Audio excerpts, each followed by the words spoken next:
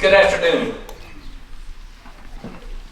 On behalf of the Hamilton School for Classical and Civic Education, I am pleased to welcome you all to today's lecture commemorating the 250th anniversary of the Declaration of Independence.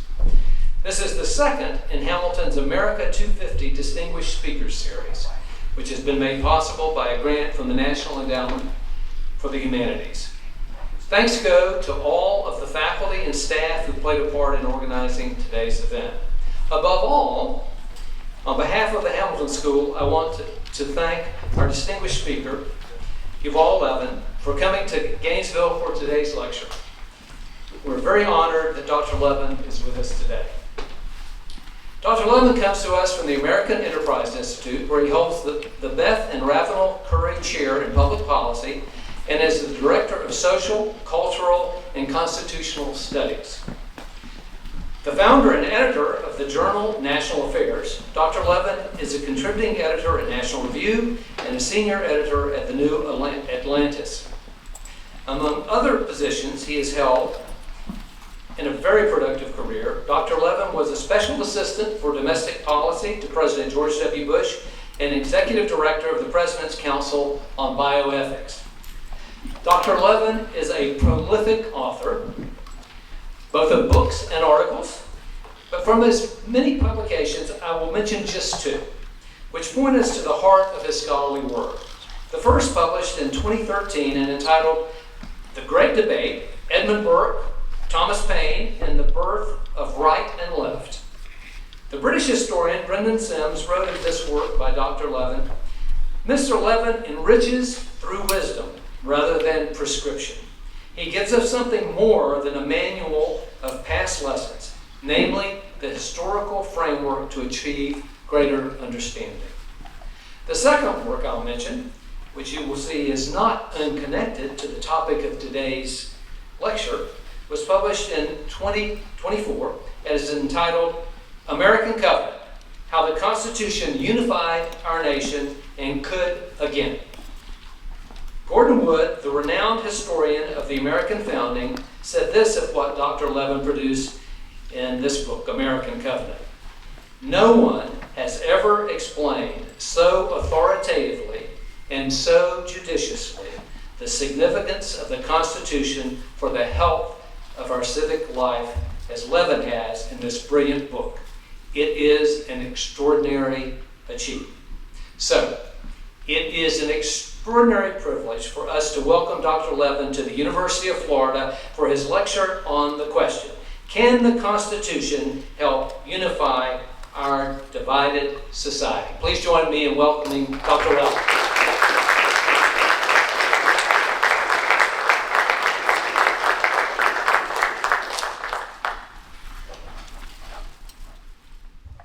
Thank you very much for that introduction. I appreciate it, and thanks to all of you for being here. It's really a privilege to be here. It's my first time at the University of Florida and my first time visiting the great Hamilton School, which I hear so much about. You really are famous. You may not know it, but a lot of people have an eye on what you're doing here, and I think your success matters to a lot of us who care about the future of higher education. And that success seems to be real. It seems to be happening. And so this has really been an encouraging day for me in a lot of ways. Above all, meeting with students who just seem to be inspired by what this program is putting together for them and really learning a huge amount. Thank you for that, and thank you for having me. I want to take up with you what may seem like a strange subject in this moment. The question of the Constitution as a framework for national unity.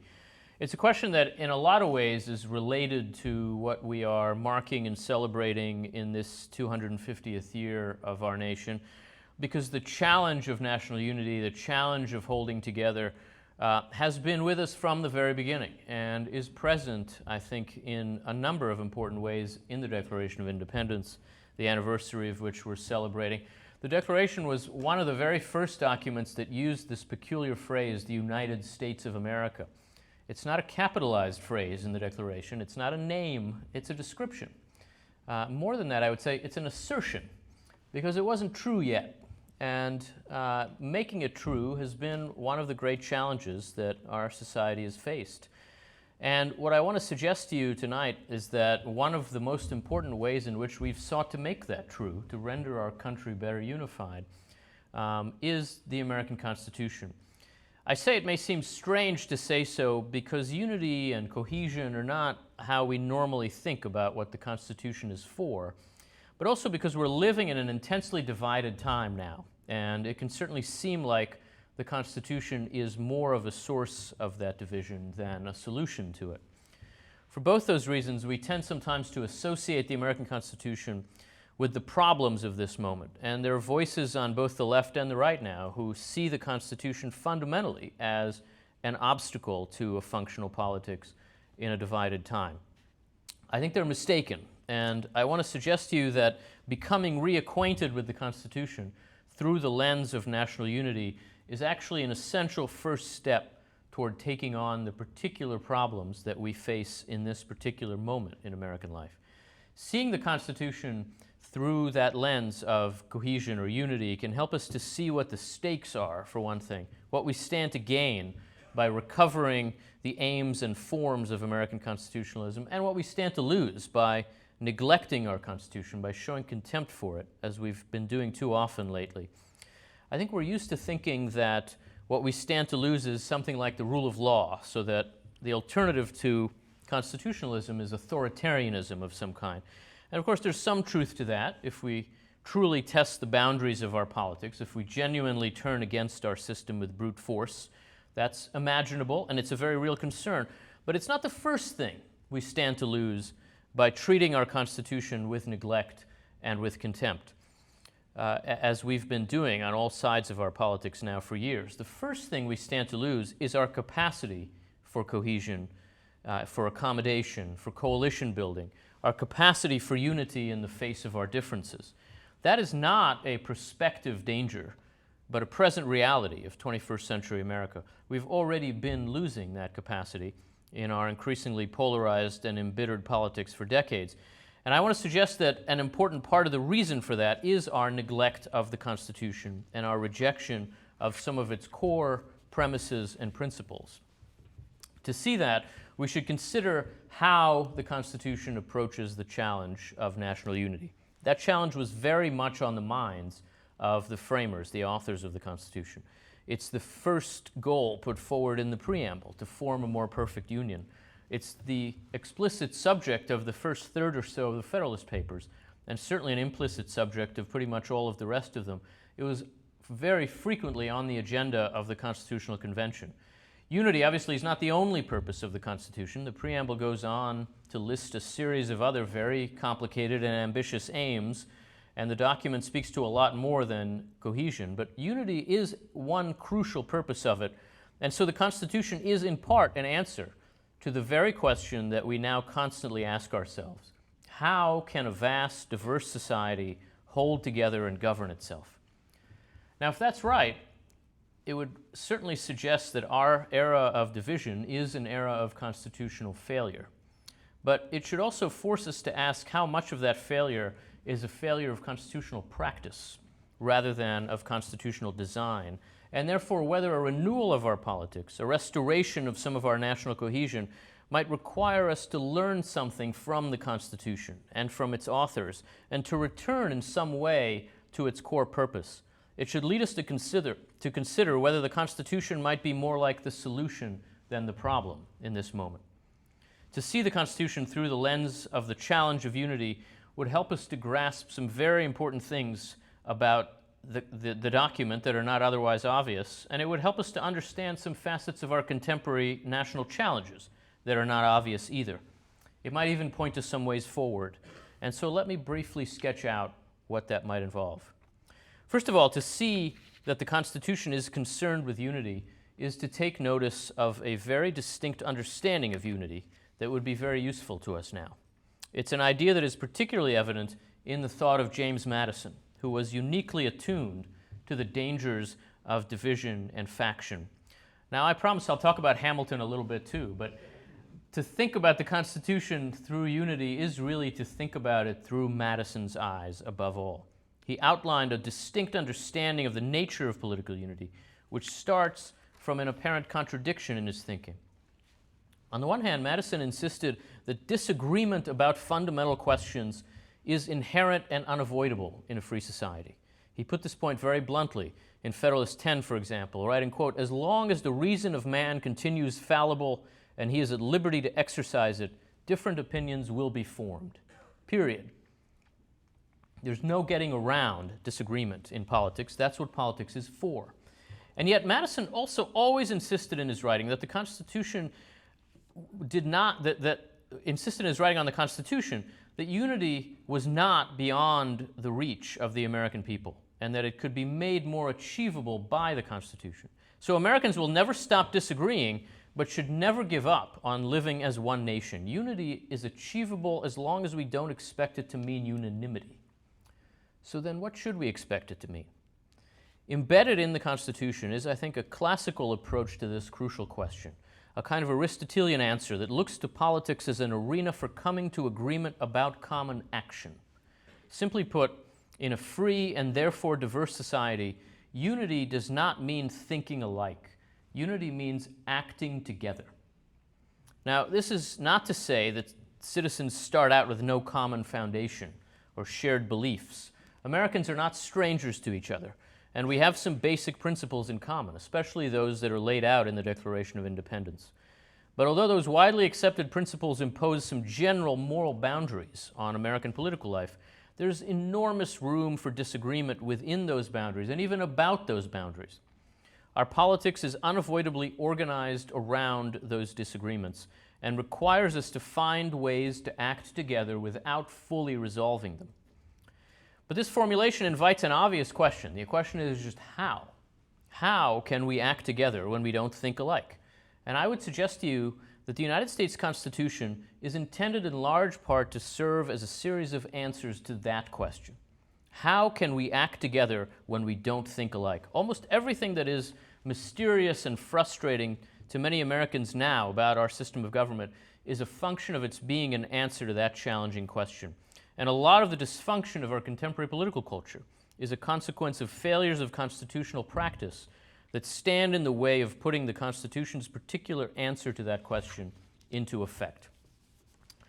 That answer is not simple-minded. There are simple-minded ways to answer that question. You could say we act together and we don't think alike by just taking a vote and seeing what the majority wants to do. But that kind of answer would endanger minorities, and precisely because we do agree that we are all created equal, and because we've lived a national history that too often has trampled over that truth, Americans know that although majority rule is an absolutely essential principle of legitimacy, it can sometimes also be a principle of despotism and of oppression. Our Constitution looks to help us act together when we don't think alike while also balancing majority rule and minority rights. That is not a simple task, and so ours is not a simple system of government for that reason. It looks to broaden majorities before empowering them, to restrain majorities while ultimately relying on them. It deals with tensions like this, even contradictions, by seeking a dynamic balance between competing pressures and power centers over and over again.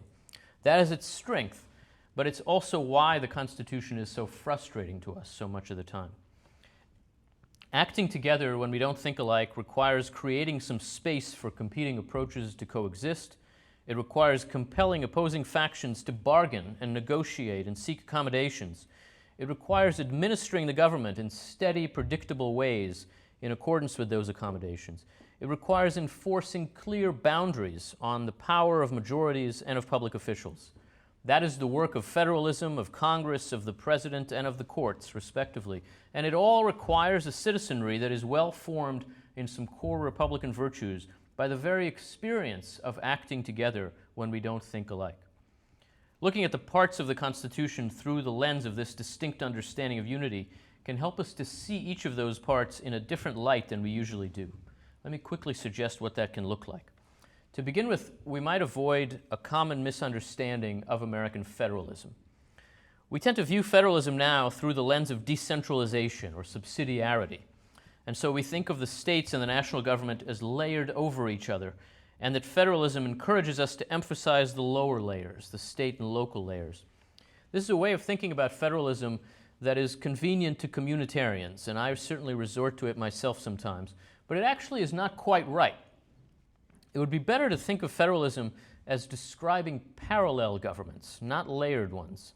That they're separate is what really matters about American federalism, and the imperative of unity is a key reason why that is. American federalism is intended in part to reduce the number and scope of political controversies that have to be resolved uniformly at the national level, and in that way to lower the temperature of our national politics and advance the cause of unity.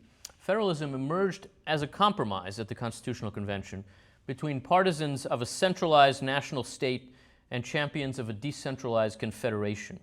And their dispute ultimately came down to one core question. Would the national government govern the people directly, with the state serving as its administrative districts? Or would the national government govern only the states in just a few discrete areas, while the state governments alone would have direct contact with the people? Unable to agree on either approach, the convention worked its way toward a novel idea. The state governments and the national government would both govern the people directly, but in different arenas. They explicitly rejected a layered approach in favor of a parallel approach. Broadly speaking, the federal government would govern the economy and diplomacy and defense, which may sound like a short list, but it encompasses quite a lot, especially when you think about the reach of economic policy. And the states would continue to govern just about everything else, including deploying the core police powers that constitute most of what government does. That peculiar compound republic, as Madison called it, can let our national politics specialize in national challenges, where we can't avoid the need to decide on one course of action, while the state governments can focus on matters that are nearer at hand in their own different ways. It allows for a diversity of governing approaches to coexist at the same time, even to compete, without having to be resolved into a single national approach in most areas. This has never been a simple matter, obviously, and in particular, the decision to leave the question of slavery and race up to the states proved to be both wrong and untenable, to put it mildly. And ultimately, it had to be reversed on the battlefield for the sake of both justice and union. The 14th Amendment added the imperative to apply the law equally to all citizens, to the federal government's still relatively limited set of responsibilities. This was a necessary rebalancing of American federalism, and of course in practice it's taken a very long time to really figure out and put into effect. But with regard to many other contentious, if less existential questions, a separation of governing authorities offered and still could offer a practical means of allowing Americans to live with our diversity while still forging a cohesive national identity. Seen through this lens of cohesion, what matters most about federalism is this separation of governing authorities, which allows for some genuine diversity in the ends and the means of American government. It may be that now or over time we might need to broaden again the list of issues that belong in the federal purview, but it's crucial, I think, that we not combine state and federal authority over those kinds of issues, and so just use the states as agents of federal power, as we've done too often in education and in healthcare and welfare, very much to the detriment of the constitutional system and of its ability to keep us together. Constructive reforms of American federalism now would need to untangle our parallel governments some, not to layer them over each other even more. Now, those questions that do need to be resolved at the national level are intended first and foremost to be addressed by bargaining in Congress. And the purpose of Congress also looks a little differently in light of the Constitution's emphasis on national unity. Congress is really at the center of the constitutional system, for good and bad. In Republican government, the legislative authority necessarily predominates, Madison wrote in Federalist 51. And think about what he's saying there. A government in which the legislative authority doesn't predominate is not a Republican government. It is necessary for his understanding of the kind of regime they were trying to create. Republican government is representative government, and although the presidency and to some extent even the courts are ultimately accountable to the people too, only Congress is designed to be representative of the people. And Congress is, of course, the absolutely central institution in the Constitution's vision of unity too. By representing our plurality, our national legislature can allow for negotiations among the key factions that compose that plurality. This is the first and foremost way, the most important way, in which the Constitution envisions Americans acting together even when we don't think alike, by negotiating toward broadly acceptable courses of action. That is the essence of our politics. When it works, Congress can function as an arena of contention and coalition building, sometimes even of integration, as the representatives of different American points of view oppose each other and are compelled to find ways to accommodate each other, and in some respects come to understand themselves as engaged in a common effort in ways that can reflect back on their constituencies. Madison took this to be maybe the primary advantage of representative institutions. They can refine and elevate public sentiments and passions and give them forms that are more amenable to negotiated accommodations so that they can be turned into coherent governing objectives. The people's representatives can reach arrangements that the people themselves would not be able to reach. This is a key reason why Congress is not simply majoritarian, too. The U.S. Congress differs from the kinds of parliaments that you'd find in most other democracies now because it doesn't empower simple, narrow majorities to govern unrestrained until they lose their mandates. The distinct and overlapping electorates that choose the House and Senate, the constant threat of presidential vetoes, the assorted supermajority requirements here and there all mean that narrow, ephemeral majorities cannot exercise power effectively in our system. They have to deal with broad and durable minorities and work to build some consensus before they can really exercise institutional power. This is in part to protect minorities, but it's also to build consensus that reaches further than simple majority power, to make us more unified before we act. That kind of coalition building doesn't feel unifying while it's happening. Negotiating processes are inherently adversarial, but by compelling different factions to deal with each other with the aim of concrete common action, these kinds of processes can forge common ground when they work. An effective legislative accommodation doesn't just give each side half a loaf, it gives everybody practical experience in living and acting together. It builds cohesion, it builds social capital. As much as it is a source of public policy, Congress is a source of this kind of accommodation and an arena for working out differences in ways that can disarm dangerous divisions. A system with a reasonably functional Congress at its center is a system with that kind of accommodation at its center, and so with the desire and the ability to resolve disputes within a shared framework at its center. Now, needless to say, that is not what Congress generally looks like now. And so it's not what our political culture looks like. There have been some instances in recent years of genuine cross-partisan bargaining over some important issues, thanks especially to the filibuster in the Senate. But it's been all too rare, and much of the time the institution is dominated by culture war theatrics and partisan grandstanding. That Congress is broken is the primary reason why our political culture is broken. We're living in a moment when it's easy to focus on the titanic struggles we see between the president and the courts. But the underlying problem, the source of our constitutional challenges, is the weakness of the Congress and its inability to do its core work. And it's important to see what that core work is, because when reformers consider how Congress might need to change, they too often, I think, overlook what it is actually failing to do. It's easy to say that what Congress isn't doing is just passing the legislation that I want to see. And that's true, it isn't. Whatever you care about most, I can guarantee you that Congress is not currently solving that problem. But when we see Congress through the lens of its constitutional purpose, you see that what Congress is failing to do in this moment is to facilitate cross-partisan bargaining and negotiation. That is actually its purpose. Now, that's the reason why they're not passing legislation, but that it is the underlying reason is very important to see. Because if you think the core problem is that Congress isn't passing legislation, then you want to make Congress more efficient. And so you want to centralize power and leadership. You want to make it easier for narrow majorities, which are the kind we have now, to get legislation done. And in the process, you want to make Congress more partisan, more divided, more polarized. In fact, that's what we've done when we've reformed Congress now for 50 years. Reforms have all moved in the direction of centralizing power and leadership. But if you think that the problem is that Congress is not facilitating bargaining and accommodation among members, then you actually want to make Congress less efficient. You want to force members to deal with each other. And so you want to decentralize power, to empower the committee system to be the place where work is really done, to make sure that it's not just 4 or 8 people who make all the decisions. Almost all of the reforms of Congress that have been advanced in the past generation or two, and that have even been considered, have been, I think, on the wrong side of that line. They've tended to try to make cross-partisan bargaining less necessary, rather than trying to make it more likely to happen.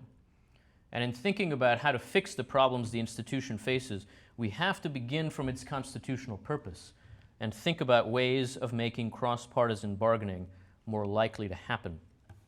Seeing that more clearly could help us grasp how improving our practice of constitutionalism could also better build solidarity in our society. Now, the task of turning Congress's negotiated frameworks into functional administration falls to the President. But the President's role in facilitating national unity is also not what it's often perceived to be. Critics of the Constitution who are dissatisfied with how inefficient policymaking by bargaining and accommodation can be often look to the President to act more decisively on behalf of the nation. Some of them also insist that because the President is the only official elected by a national constituency, the President is the figure who is most representative of the public as a whole.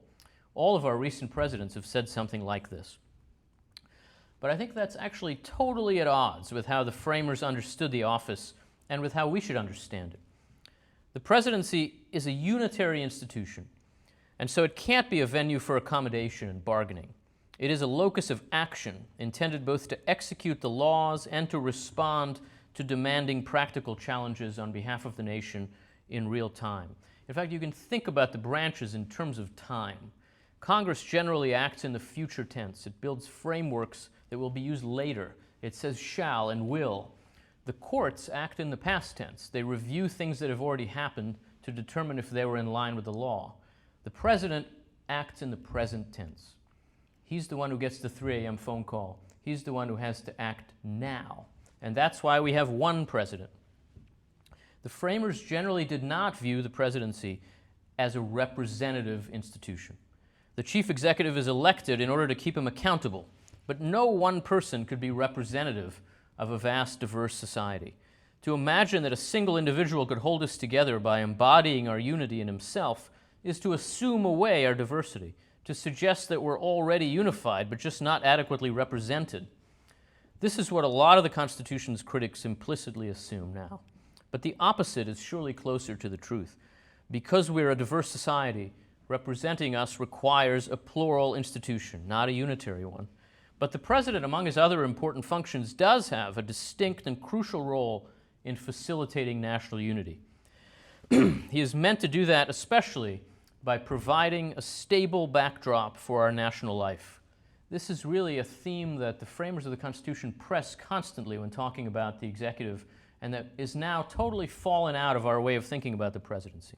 Stability, consistency, predictability, what Alexander Hamilton called steady administration, forms the executive's distinct and crucial contribution to the unity of our society. Stability is essential to social peace. Without it, it's very hard for people to feel secure, to make plans, to take risks, to engage with each other across lines of difference. And unsteadiness in government makes it impossible for anybody to be a faithful, law-abiding citizen.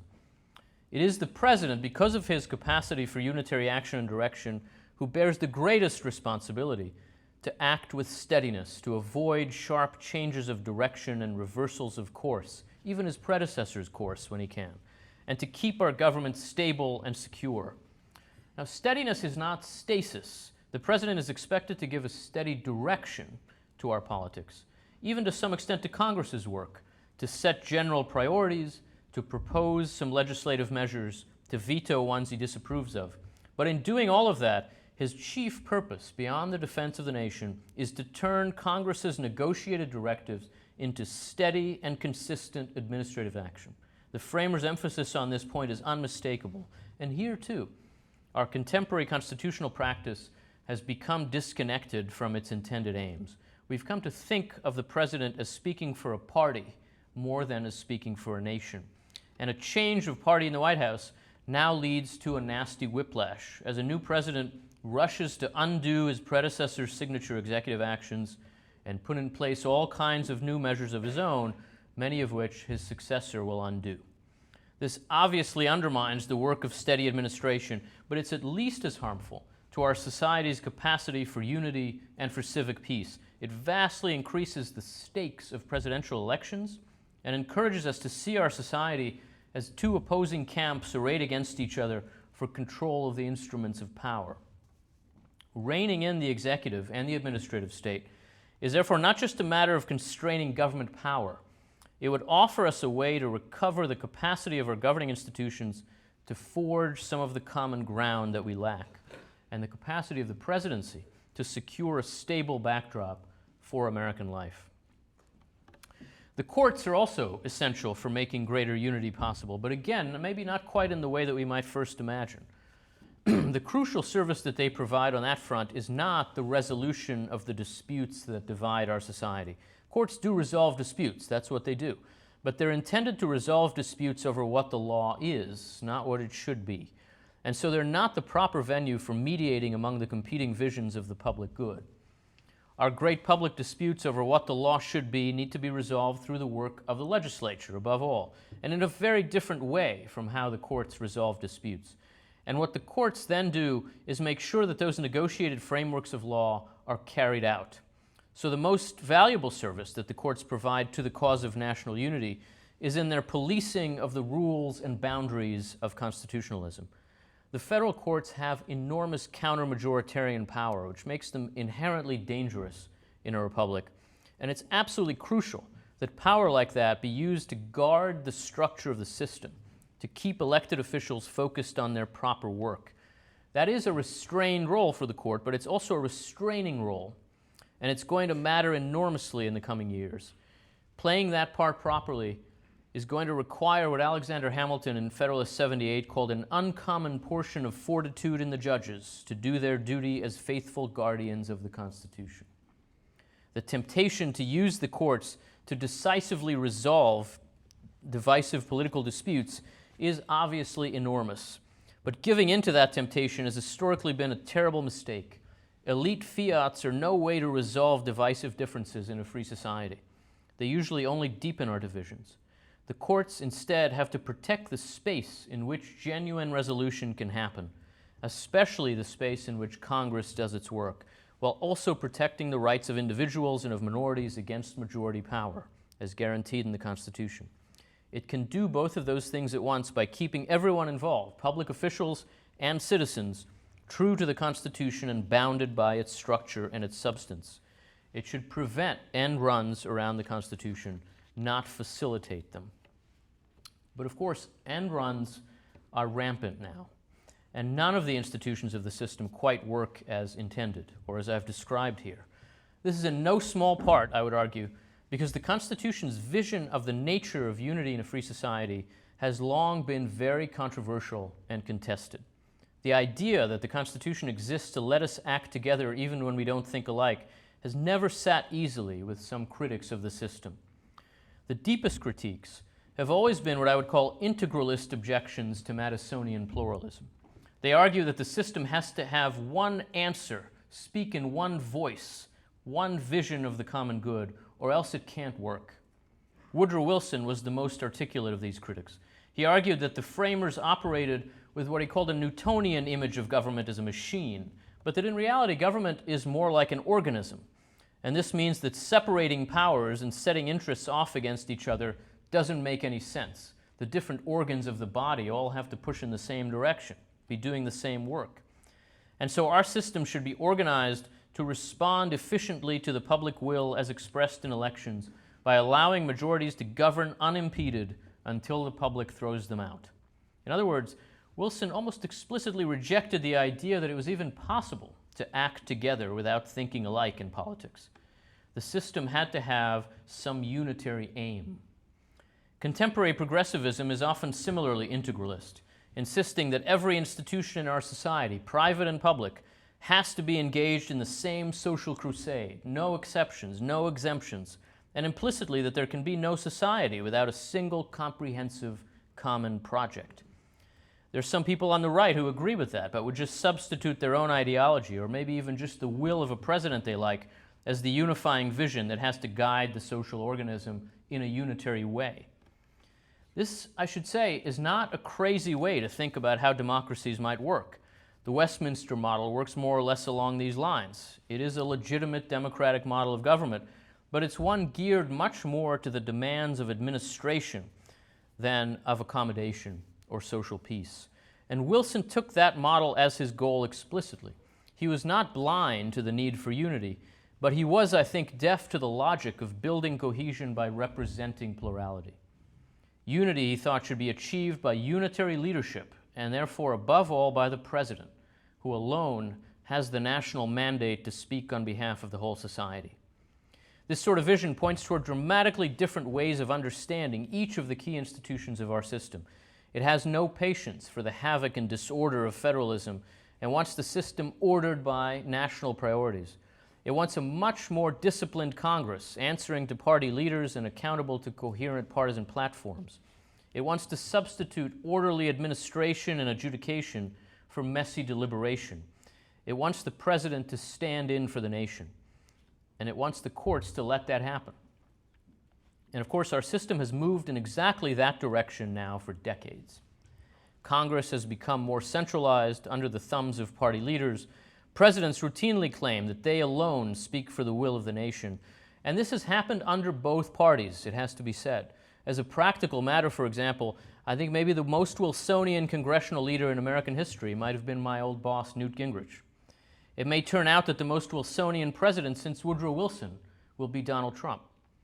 But whatever might be said about the administrative and ideological consequences of this kind of counter-Madisonian turn in American constitutional practice, we would surely have to acknowledge that it's contributed to making us more divided. It's made our politics more partisan, it's raised the stakes and therefore the temperature of our elections, it's closed off some essential venues for deliberation and accommodation, and so it's left us with fewer tools for combating polarization and fragmentation. The Wilsonian turn in our constitutionalism is not the only reason why we're divided, obviously. But it is, I think, why our Constitution seems as though it can't help us address our divisions, why we think it's a relic with nothing to offer. In reality, the Constitution was designed to address just the kind of problem that we now face, and it could make a real difference if we let it. Better grasping the presumptions and ambitions that underlie the Madisonian system could help us to see that in our divided moment, the Constitution is much less the problem than the solution, or at least that we need to let the logic of the system better inform our practice of constitutionalism. But ultimately, and this is where I'll close, there's an even more fundamental reason why the Wilsonian critique of American constitutionalism doesn't make sense as a solution to the problems that we now have. That critique in its various forms generally argues for a simpler majoritarianism. It says that our system is standing in the way of change the public wants, and so it implies that our divisions are just illusions, that we actually are fairly unified but are denied what we want by a system that's geared to frustrate us.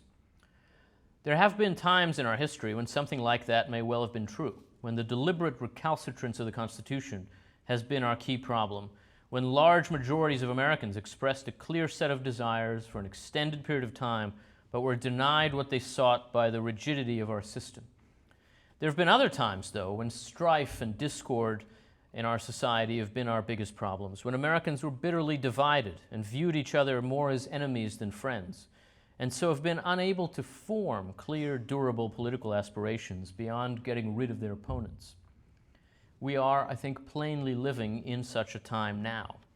There is no broad and durable American majority advancing a coherent agenda that is obstructed by our institutions today. Simple majoritarianism just wouldn't be very useful when there aren't clear majorities for anything. Rather, our politics overflows with partisan bile, and each of our major parties views the other as the country's biggest problem. Our problem is not that we aren't expressing our broadly shared aspirations in public policy.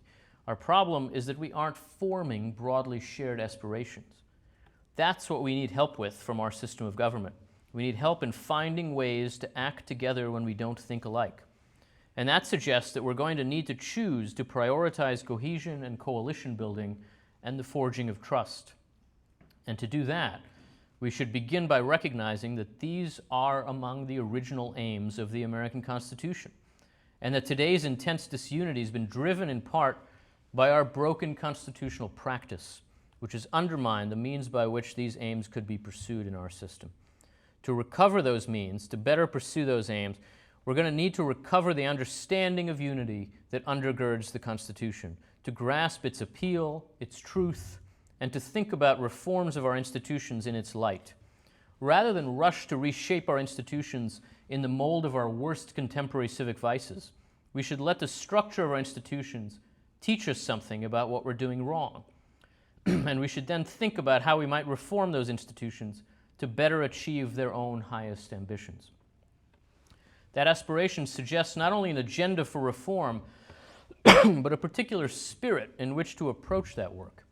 Citizens who want to see our society grow stronger should approach its institutions in a spirit of repair, informed by a sense of what is missing and has gone wrong, but inspired by a sense of what's good in what we have and could serve us well.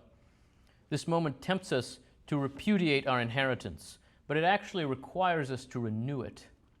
Americans are often angry at our Constitution now because we sense that it has broken down. But if we grasped that we have broken it, we could see that it needs us if it's going to serve us. By rising to repair it, we could enable it again to repair our society and bring us closer together, as it was made to do. The work of healing our divisions should start with the Constitution. Thank you very much.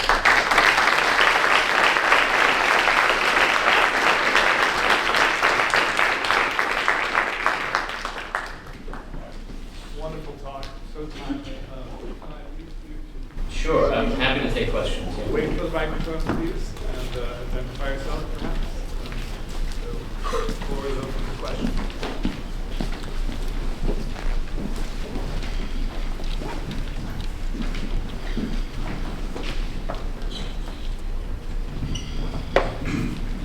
My name is Brad Watson, class of '98.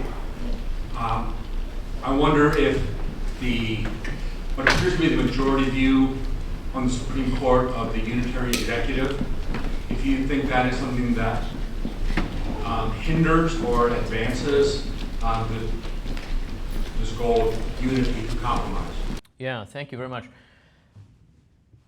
I think it's very important to think about what this court seems to be trying to do in its constitutional law decisions. The presidency, as I suggested, the presidency is a unitary office in a straightforward sense. The first sentence of Article 2 is the executive power shall be vested in a president of the United States, period.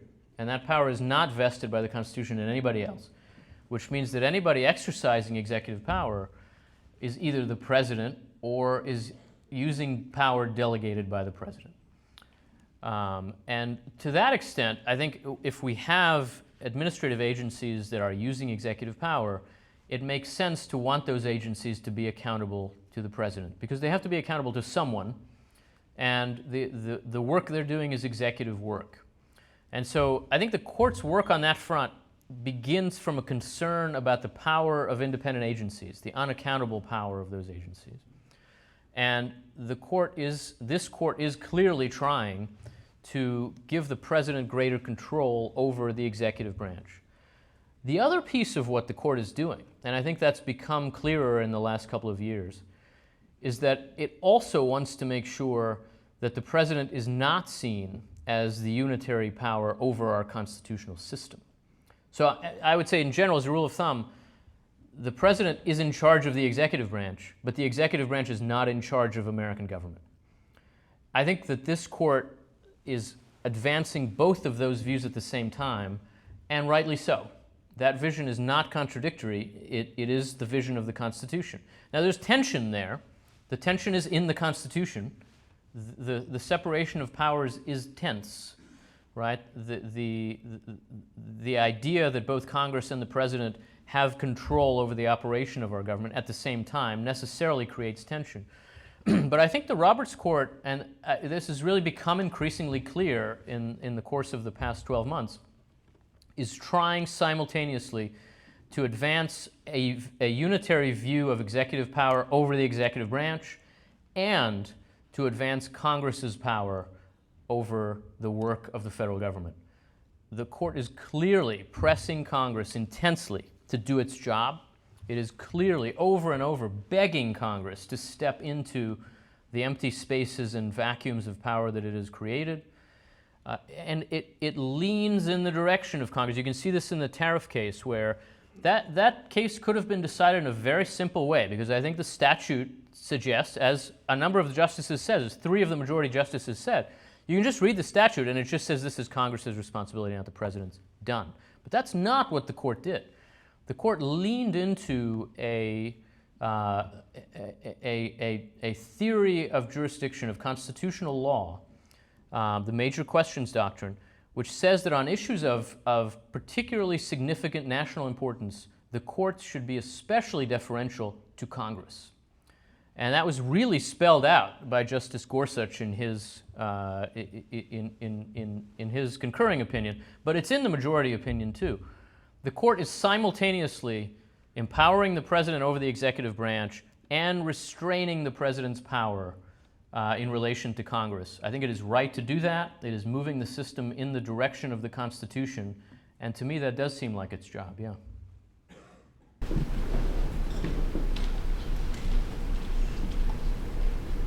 Hi, thank you so much for coming. So I wondered if you could elaborate more on the direct election of senators and why the Founding Fathers did not originally frame it that way. And also, 2, a lot of people view the direct election of senators as a reason why we should no longer have the Electoral College. I think the majority of Americans, and now we're talking about how the majority rule should not necessarily always be our basis for government, but the majority of Americans are against the Electoral College right now. And so where do you see that headed? So I guess the 2 things, direct election of senators and Electoral College. Yeah, the Senate and in a more limited sense, the Electoral College are certainly counter-majoritarian institutions. They're meant to require majorities to prove themselves before they get their way. You have to really have a majority, and for some time, and of some scope, to be able to get anything done. There's always been resistance to that, and in moments where a certain kind of political populism is expressed, especially as simple majority rule, they become easy targets. I'll say a couple of things. I don't think that the direct election of senators per se is a big part of the problem we have. The reason for the Senate functioning as it being chosen as it was to begin with had to do with the character of the Senate, which was its purpose was to represent the states to begin with as much as the people. It differed from the House in that way, and it made sense for the representatives of the states to be chosen by elected officials in the states. That was beginning to change already well before the 17th Amendment. I think it would have continued to change, and whether or not we had such an amendment, all the states by now and long ago would have been choosing senators directly. They had the power to do that. And I don't think much would change now if the Senate were chosen by state legislatures. I don't think that state legislators are vastly more responsible and sane than their voters. That's not really how things work. And also, we've gotten to a place where the Senate isn't that different from the House. It's different, but it's not massively so. I don't think that, and so look, if I could have my way, would we never have done that? Yeah, probably. I think the original way was a little better, but I don't think that it would be a significant part of the solution to change it. I don't think it's worth the effort, and I don't think it would succeed. Let me say a word about the Electoral College, though. I think the Electoral College is the functioning of it and the effect it has on our political culture is now very badly misunderstood. The American system chooses its national executive more directly, not less, than almost any other democracy in the world.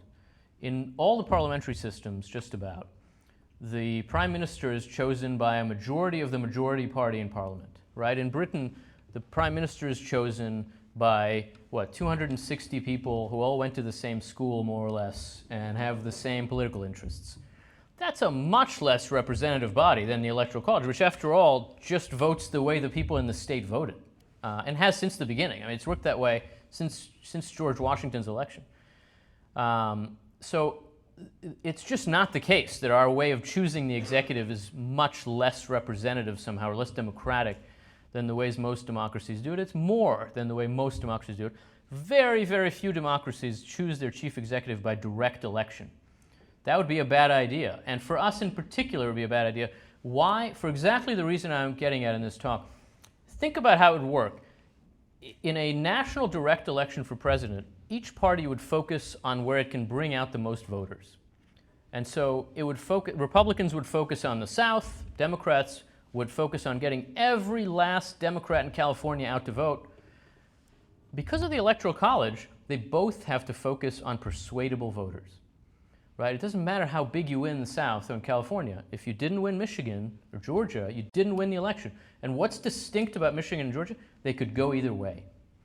The Electoral College forces presidential candidates to speak to voters who could go either way, which is not normally how they think about their electoral incentives, because the primary system pushes in the opposite direction. Right? It encourages them to talk only to voters who would crawl over broken glass to vote for their party. So that in terms of its effect on our political culture, the Electoral College is enormously important for moderating our presidential elections. Without it, we would have much more polarized national politics. And I think ultimately we would also run into all manner of administrative problems that the Electoral College, because of the way in which it's decentralized, helps us to avoid, or at least to minimize. So it's not perfect. No one would claim that. It also doesn't work the way it was intended in the Constitutional Convention. There's just no way around that. It never worked that way. But when you think about political reform, you should always have to ask yourself, compared to what? And compared to the alternatives, I think the Electoral College serves us very well.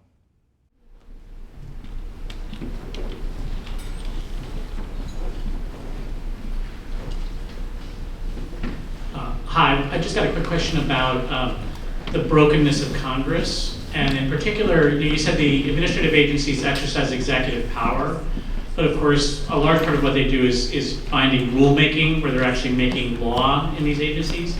And I wonder if you see a connection between administrative rulemaking and congressional inaction. And if so, is there some way to fix that problem? Yeah. Yes, I mean, obviously some part of what the administrative agencies do is legislative power. Some part of what they do is actually judicial power too, because they make decisions in specific cases about how to apply the rules. And it also has to be said that the administrative state was created by Congress. It was not created by Woodrow Wilson. It was not created by any president. It was created by Congress to lighten Congress's load, and originally really to do legislative work. But over time, and especially the modern administrative agencies like the EPA, the regulatory agencies that operate by advancing rules, an enormous amount of what they do is exercise the president's power to apply the law in specific cases. And I think we have to kind of make a decision about where they belong, because there's not a fourth branch of government for them to sit in, and they have to be in one of the other branches. I don't think there's a practical way for them to work for Congress. I do think there's a practical way for them to work for the president. They mostly already do. And so if we're going to think about how to make them more accountable, it does seem to me to make sense to think of them as executive agencies. But we also have to think about how to constrain their power.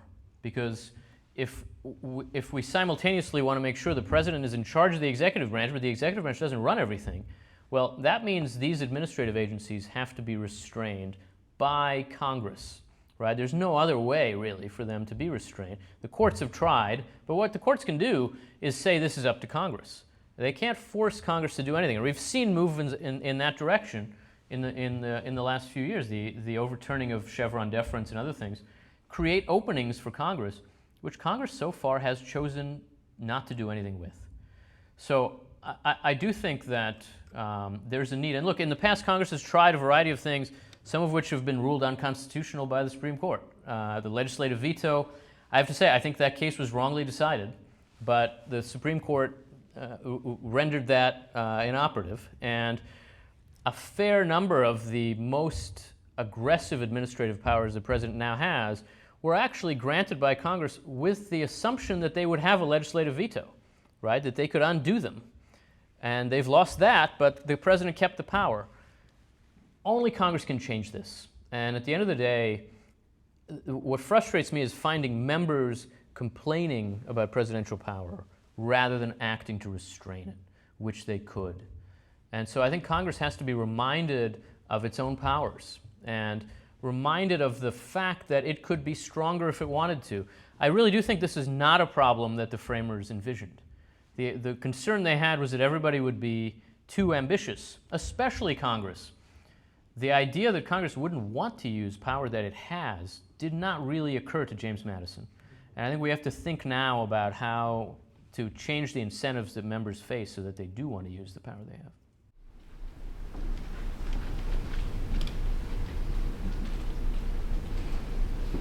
Yeah, it's been like since FDR, since Congress has expanded to be representative to what it used to be, or to what the census has shown.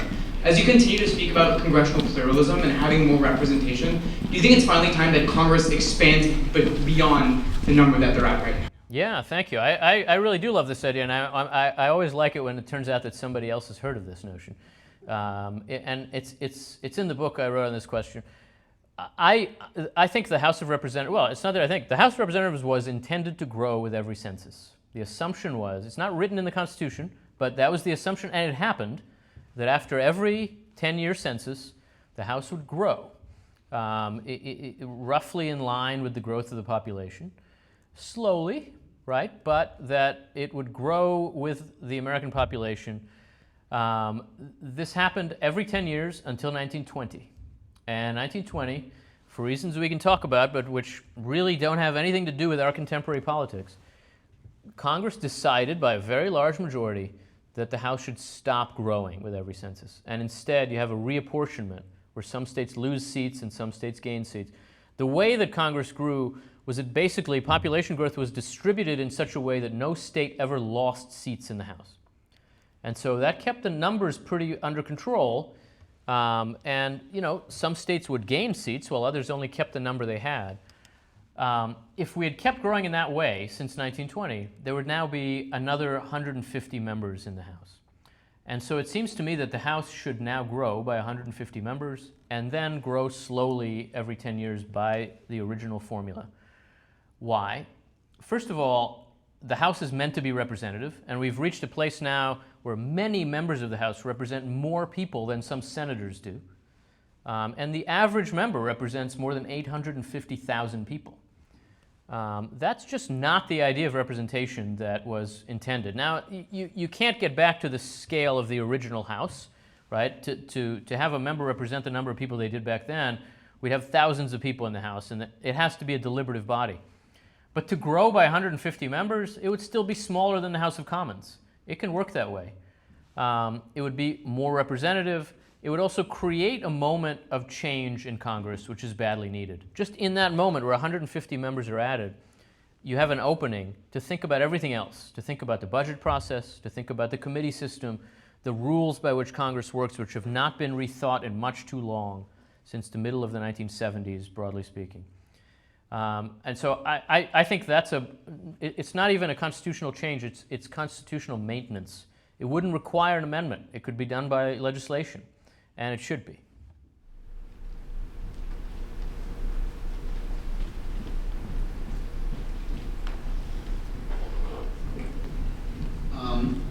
I'd like to hear you reflect on the president's power to make war, the president versus the Congress in that very important question. Seems like a timely issue. Yeah, that didn't come out of nowhere. I think in general that we incline now to think that our problems are that presidents are taking too much power to themselves, when really our problems are that Congress is not stepping up to play its part. And Congress has a part in the decision to use American military force abroad. It is not the leading part. That does belong to the president, who is the commander-in-chief. And the Constitution and our laws envision circumstances where it's necessary for the president to act in response to threats, in response to information, before it might be possible to get Congress involved. But in those situations, it is necessary to then have Congress be involved. I think that what is happening now in Iran is a war. I think it's reasonable, but I think it's a war. And Congress alone has the power to declare war. Congress is in session. They're sitting there. There's surely, I think, a majority, not a huge one, but a majority, that would support a declaration or just an authorization of military force, which is how Congress has done this in more recent times.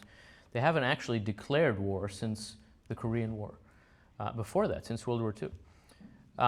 But even an authorization of military force, which past presidents have gotten in the Gulf War, in the Iraq War, Congress is there and ought to do it. And I don't think that it makes sense to blame the president for not getting that. Congress is there. They just need to do it. Or to deny the president the authority. They could do that too. They're going to vote on a war powers resolution probably in the next few days. That vote is not enough. They need to take a vote on whether this is an appropriate use of military force abroad. But I would not direct my objection to how this has gone to the president in this case. I think Congress is sitting on its hands, waiting to see what happens, instead of seeing itself as a prime mover in our constitutional system, and it should be.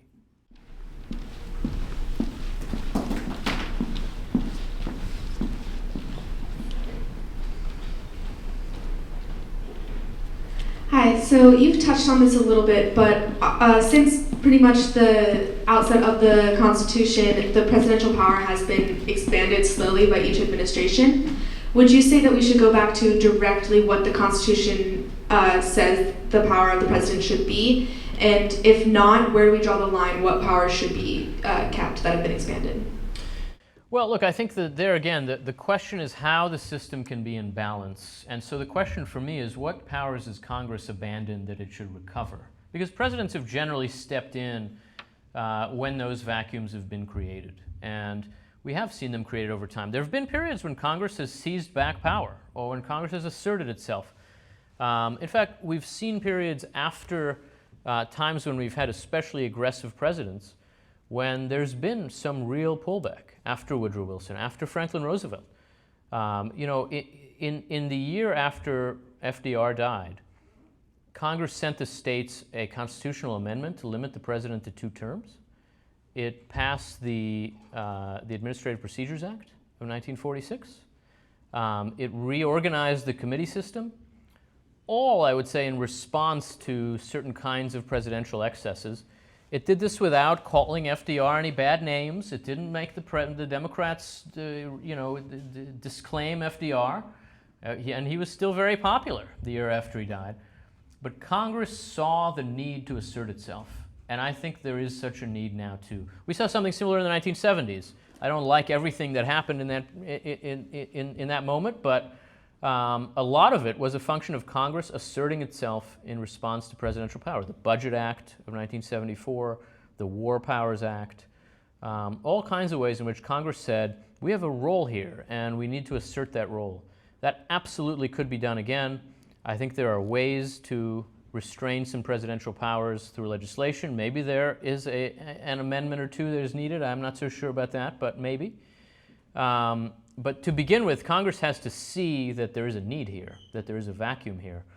And whatever you think of this president or the last one, I don't really think that it is their doing.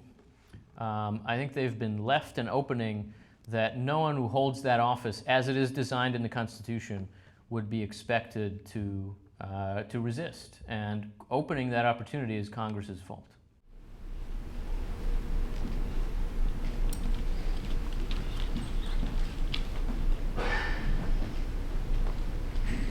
Hello, my name's Riley Gill, and I just wanted to ask if the issue isn't necessarily regarding the Constitution, but more aligned with not acting upon the Constitution properly or losing the values that it holds, how do we properly reinstill these values if we're living in a world where we're constantly seeing more and more representatives now not truly represent the populace, but rather their donors? We're seeing election interference, for example, the 2016 election where Russia was shown to have interfered.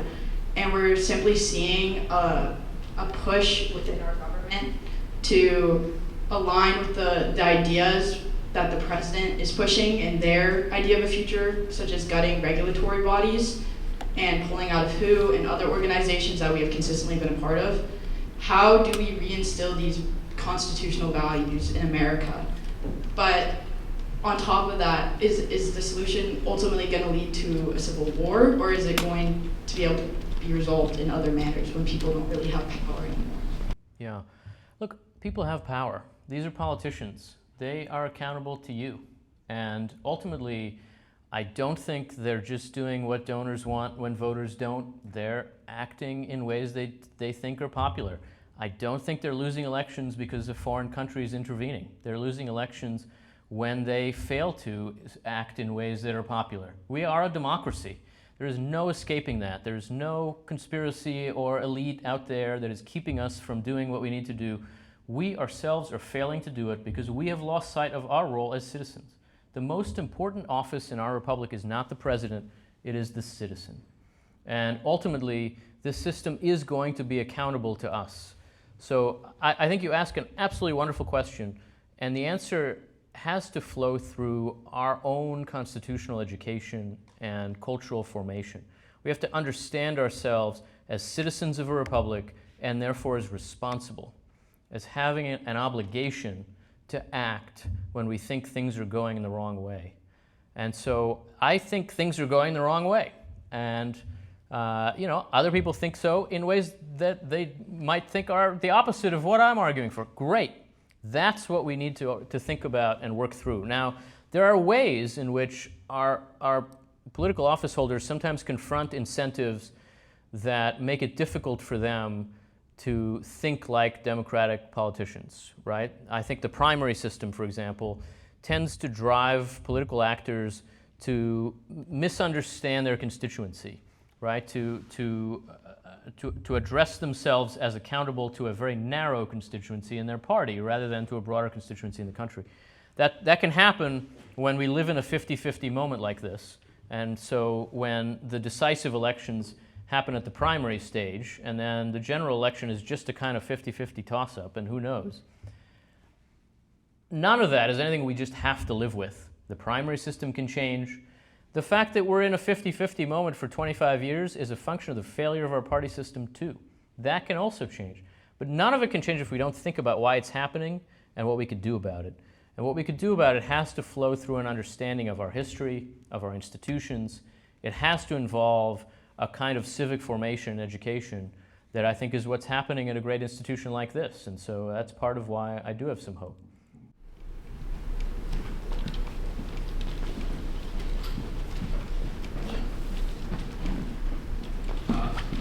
Thank you so much for these answers, which are as rich as the talk itself. I have a question that's prompted by your homage to Madison, and that is, of course, as you know, and as I hope all of our students know, that Madison originally did not want a Bill of Rights in the Constitution. And I think if you ask most Americans, what does the Constitution do, they would say it protects my rights. And it's really only in the 20th century that jurisprudence of the Supreme Court became obsessed with adjudicating rights. And there is a critique of American politics that has become sort of paralyzed by this sense that politics is largely about adjudicating and pleading equities among individuals. Yeah. To what extent is this part of our problem? Yeah, I think it's a very interesting question. Let me say a couple of things about it. I think Madison genuinely changed his mind about the Bill of Rights. I think he actually came to the view that it was necessary, not only because it was the only way to get the Constitution ratified, which it was. He really did oppose it to begin with. But you can see, and actually Michael Zuckert at Notre Dame has written wonderfully about this, and very persuasively. You can really see that by the end of that process, Madison thinks the Bill of Rights is enormously important, almost as a mode of citizen education, as a way of helping Americans think about the limits of government and the character of government. He thought the Constitution, as it was written, already protected all those rights. He really did. And I guess he was right, but I do think, as he eventually did, that the Bill of Rights is a tremendously important part of helping Americans feel invested in our government and in our constitutional system. It's where it kind of speaks to them. Now, you point to a very important sort of pattern in American jurisprudence. which I actually think we're living through the end of, or at least a kind of end of a phase. American constitutional law was about constitutional structure for most of its early years. There was not a single First Amendment case in the Supreme Court before the 20th century. None. No religious liberty case, no freedom of speech cases. The change that begins really with the 14th Amendment, which is very vague about rights and creates questions that only courts can really answer. So that by the 20th century, a lot of what the Supreme Court was doing was about personal rights. And that was true until really the last 10 years, I would say. We're now in a moment where the big constitutional cases are actually mostly structure cases. They're presidential power cases, they're separation of powers, and we're back in a place that feels a little more like the early republic at the Supreme Court. I would say, if you think as teachers of students about civics, the Federalist Papers have never been more important in my lifetime. They've never been more directly relevant to this moment than they are today, because the questions in front of the courts, and therefore in a lot of ways in front of our politics, are now more like the questions the framers thought about than they've been in any of our lifetimes. Now, I don't know if that lasts, and there's still, of course, some rights adjudication cases in the Supreme Court, but far fewer. And the big cases now are generally not rights cases. They really are structural constitution cases. It'll be interesting to see if that continues, but I think on the whole it's a good thing. That's more like the court's job than what they were doing 40 years ago. One last question.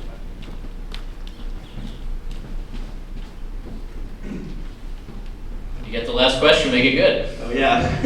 Hi, my name is Raghav. First I want to say amazing talk. I really liked it. I want to go back to the topic of war really quickly, which I know is everyone's favorite conversation topic. Yeah. But when you speak of the Wilsonian kind of idea of government, where it's a more centralized organism that kind of like has a single mindset, one of the he was a wartime president, and it feels to me, at least, listening to this, that the bipartisan idea that you say about where Congress is more focused on bipartisan ideals is a bit slower at passing legislation. Do you think that the Wilsonian idea is better for wartime? And if the answer to that is yes, do you also fear what feels like has been happening with the almost 35 years of endless war or military actions we've been taking in America, that governments might try and abuse that role of the government to continue expanding its power? Well, look, I think the Constitution is built reasonably well for that problem. It does treat the president as the commander-in-chief and allows the president to make strategic and tactical choices in the course of an approved war or military action. It doesn't require Congress to constantly be involved or to tell the generals what to do, but it does require Congress to authorize something as important as war to begin with. And even those very long wars that we've been fighting in the 21st century, they were authorized by an authorization for military force in Afghanistan, in Iraq. Barack Obama, I think, made a plausible case that the Afghanistan order also applied to a lot of the other things he did, maybe not everything. Those were authorized military actions, and within those, the president had a lot of freedom of action. So I don't think it's necessary to abandon Congress's role in order to enable a wartime president to make important judgments and decisions. It's certainly true that Congress is slower, but I think that's a good thing. That's a feature, not a bug. And there are times when decisions about important questions have to be a little slower. Our system is built to allow essential actions to be taken when they have to be, and important decisions to be made in the ways in which they ought to be. And we're just not letting that happen right now. I think we should. Thank you all very much.